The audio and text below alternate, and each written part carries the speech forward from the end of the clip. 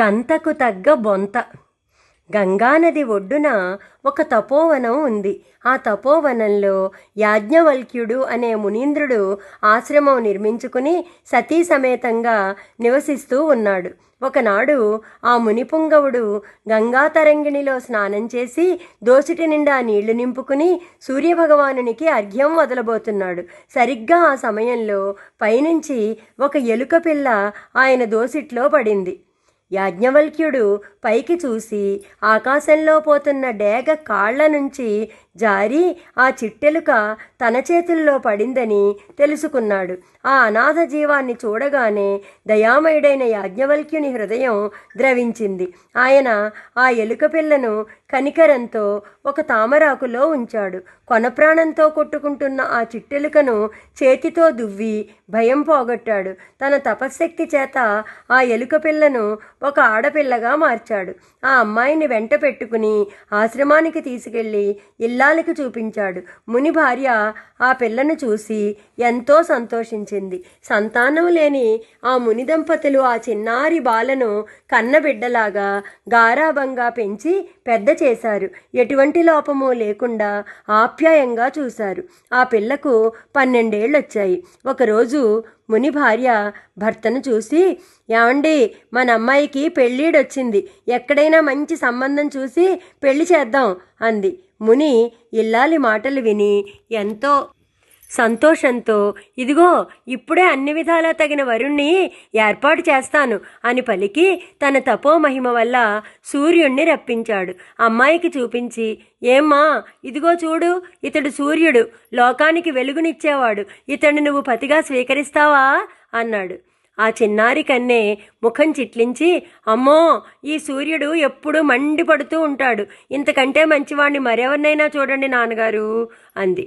ముని సూర్యునితో చాటుగా ఆ సంగతి చెప్పి, నీకంటే గొప్పవాడైన వరుణ్ణి నువ్వే సూచించు అని అడిగాడు. అప్పుడు ఆ సూర్యుడు, నాకంటే గొప్పవాడు మేఘుడు, ఎందుకంటే అతడు అప్పుడప్పుడు నన్ను కప్పివేస్తూ ఉంటాడు అని చెప్పి వెళ్ళిపోయాడు. వెంటనే ముని తన తపోమహిమ వల్ల మేఘుణ్ణి రావించాడు. అమ్మాయికి చూపించి, ఇతడు నీకు ఇష్టమేనా అని అడిగాడు. అప్పుడు అందాల బాల బొంగమూతి పెట్టి, నాన్నగారు, ఇతడు చాలా నల్లగా ఉన్నాడు అంది. ముని మేఘునితో ఏకాంతంగా, నీవంటే మా అమ్మాయి ఇష్టపడ్డం లేదు, నీకంటే గొప్పవాడు ఎవరైనా ఉంటే చెప్పకూడదు అన్నాడు. ముని మాటలు విని మేఘుడు, నాకంటే బలవంతుడు వాయుదేవుడు, అతడు నన్ను దూది పింజలాగా చెల్లాచెదురు చేసి ఎగరగొడతాడు అని చెప్పి వెళ్ళిపోయాడు. వెంటనే ముని వాయుదేవుణ్ణి ఆహ్వానించి ఆ అమ్మాయికి చూపించాడు. మన కన్యాకుమారి గుడ్లు తిప్పుతూ, నాన్నగారు, ఇతడు ఉత్త చెంచలుడు, ఎప్పుడూ ఇటు అటు పరిగెత్తుతూనే ఉంటాడు, ఈ తిరుగుబోతు నాకొద్దు అంది.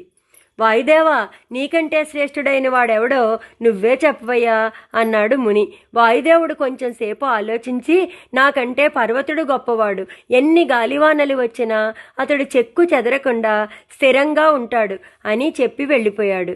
వాయుదేవుణ్ణి పిలిపించాడు. అమ్మా, ఇదిగో ఇతన్ని చూడు అన్నాడు. ఆ పిల్ల వయ్యారం వలకబోస్తూ, ఇతడు చాలా కఠినంగా ఉన్నాడు నాన్నగారు, ఈ రాతిగుండువాడు నాకేమాత్రం తగడు, ఇంతకంటే మంచివాణ్ణి అన్వేషించండి అంది. అప్పుడు ముని పర్వతుణ్ణి ఏకాంతంగా పిలిచి, అయ్యా, నీకంటే గొప్పవాడెవడో చెప్పవయ్యా అని బతిమాలాడు. అప్పుడు పర్వతుడు, మునీంద్ర, నాకంటే మూషకరాజు అన్ని విధాలా శ్రేష్ఠుడు, ఎందుకంటే అతడు నన్ను తవ్వి నా గుండె నిండా కలుగులు చేసి కాపరం ఉంటాడు అన్నాడు. అనంతరం ముని పర్వతుణ్ణి పంపేసి మూషకరాజుని పిలిపించాడు. చూడు తల్లి, ఈ పిల్లాడు నీకు నచ్చుతాడేమో అన్నాడు. ఆ ఎలుకల రాజును తిలకించగానే ఈ చిలుకల కొలికికి ఒళ్లంతా పులకించింది. ఎక్కడలేని ప్రేమ పుట్టింది, సిగ్గు ముంచుకొచ్చింది.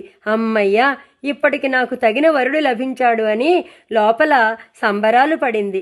నాన్నగారు, నాకు ఈ సంబంధం నచ్చింది, పెళ్లికొడుకు నచ్చాడు, నా అసలు రూపం నాకు ఇచ్చి ఈ మూషకరాజు చేత నా మెళ్ళో ముచ్చటగా 3 ముళ్ళు వేయించండి అంది ఆ చిన్నారి బాల. యాజ్ఞవల్క్య మహర్షి ఆ పిల్లను మళ్లీ ఎప్పటిలా ఎలక పిల్లగా మార్చాడు. మూషకవాలకు మూషకరాజుకు వైభవోపేతంగా పెళ్లి జరిపించాడు. ఆ మూషక దంపతులు భుజాలు రాసుకుంటూ తోకలు ఎగరేస్తూ కిచకిచలాడుతూ విహారార్థం తిన్నగా కన్నంలోకి వెళ్ళిపోయారు. ముని భార్య, ఏదోలేండి, గెంతకు తగ్గ బొంత దొరికింది, అంతే చాలు అంది.